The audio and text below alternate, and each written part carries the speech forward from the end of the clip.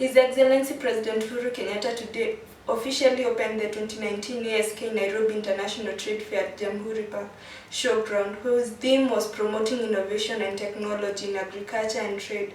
He then toured stands which included the KDF stand and the livestock auction. Finally, the head of state delivered his speech which touched on food security, youth and agriculture and innovation among other things. Let's listen in. Sekta ya kilimo, Wakenya tuepuke janga la njaa. Kilimo ni nguzo ya uchumi wetu, tunamshukuru Rais wetu Uhuru kwa kuimarisha sekta ya kilimo. Ameongeza zana za kilimo ili watu wapate kwa wingi mazao mengi ya biashara na mazao mengine ya chakula. Tunamshukuru Rais wetu kwa kuimarisha sekta ya kilimo.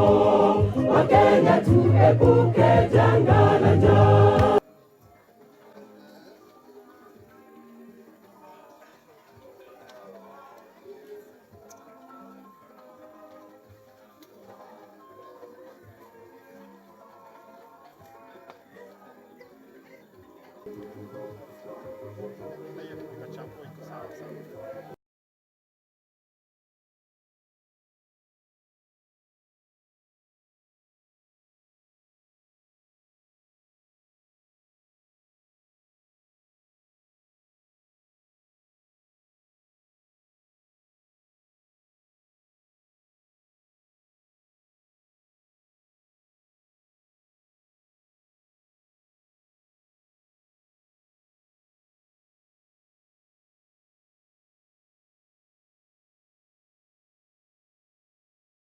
From prime cut,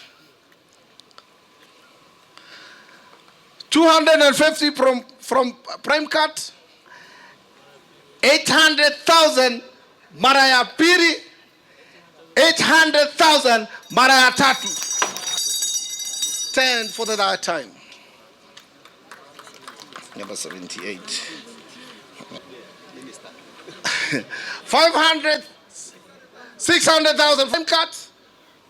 Bwana Sonko 60 kg iko na meno sita, and is from 450 from diamond cut, 450, 500,000 from Alfaraz, 500,000 from ABC.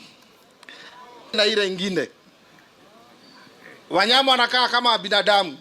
Ukikuwa na stress lazima ukuwe na mtu wa kukusukuma. Can I have your beat?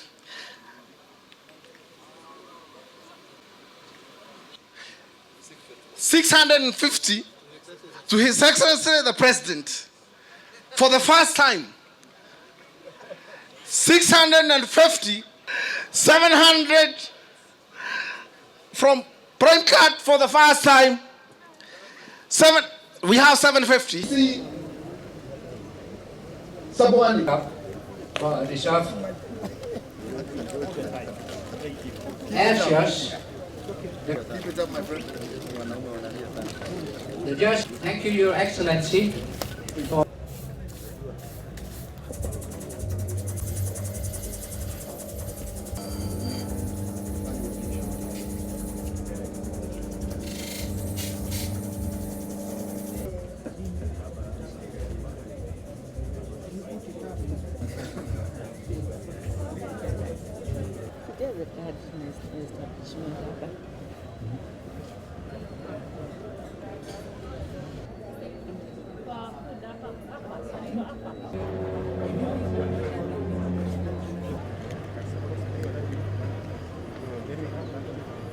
So this is just to retain the water? Retain the water, yes. So inside this tube now there's soil? There is soil inside, yes. And then you see how healthy they are. Although you're using this technology.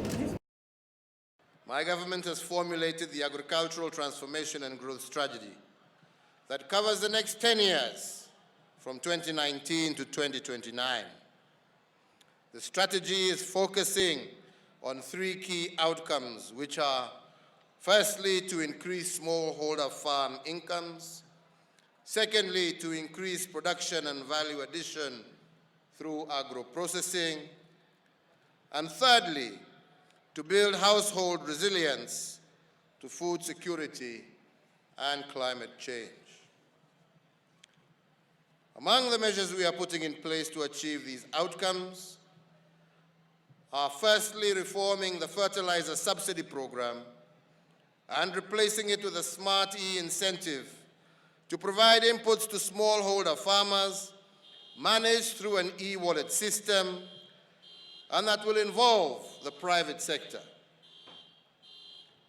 Creating 6 agro-processing hubs across the country to drive value addition, and 3, creating large-scale farms for arable farming land, employing conservation agriculture, as well as private sector-led irrigation on land owned by public institutions. Kenya has a demonstrable track record of promoting technology and innovation across the full scope of economic activities. We are now seeking to embed this tradition of innovation and excellence within the agriculture and trade sectors. The policies, programs, and initiatives that promote innovation and technology in agriculture and trade in Kenya are on show here today. And in that regard, I will highlight 3 important areas in which we are leveraging on innovation and technology to boost agriculture and trade. Firstly, is our universities and research institutions that are providing leadership in developing new varieties of high-yield, drought-tolerant crops that are able to prosper in a variety of climatic conditions, while at the same time exhibiting a high degree of pest and disease resilience. We project that these advances in biotechnology, achieved without compromising the natural state of our ecosystems, will boost our agricultural output and food security. Secondly, we have endeavored to strengthen quality and safety standards to ensure that our agricultural products meet the highest international standards. It is important to note that the average age of a Kenyan farmer is 59, while the average age of the Kenyan consumer is 17 years old. To bridge this gap, my government has put in place a multitude of measures to ensure that a new generation of farmers emerges to sustain the agricultural enterprise in our country. In order to foster the participation of the youth in agriculture, my government has prioritized the creation and adoption of programs that ease access to land, financing, mechanization, and knowledge among our youth. An example of this is the capacity building program that we agreed with the government of Israel that has seen over 300 of our youth undergo a rigorous trainer of trainers program since the year 2016. Furthermore, my government has continued to promote access to agricultural training, technical, vocational, educational training, learning opportunities under the Comprehensive Africa Agricultural Development Program. Indeed, over the past 5 years, this initiative has led to the development and approval of more than 44 competency-based curricula for agricultural middle-level colleges in selected key value chains such as dairy, horticulture, poultry, aquaculture, and agri-entrepreneurship. These agricultural, technical, vocational education training colleges include Bukura Agricultural College in Kakamega, the Dairy Training Institute in Naivasha, the Kenya School of Agriculture in Nyeri, and Riat Institute in Kisumu, among others. Their training focuses on skills development through practical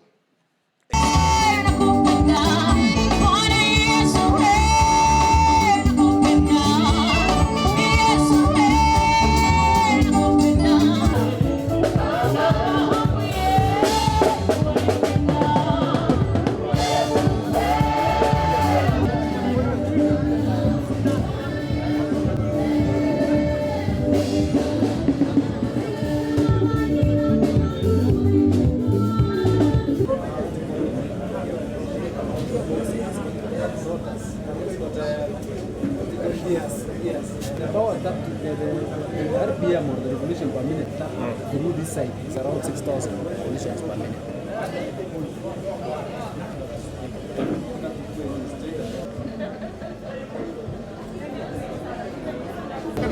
Yes,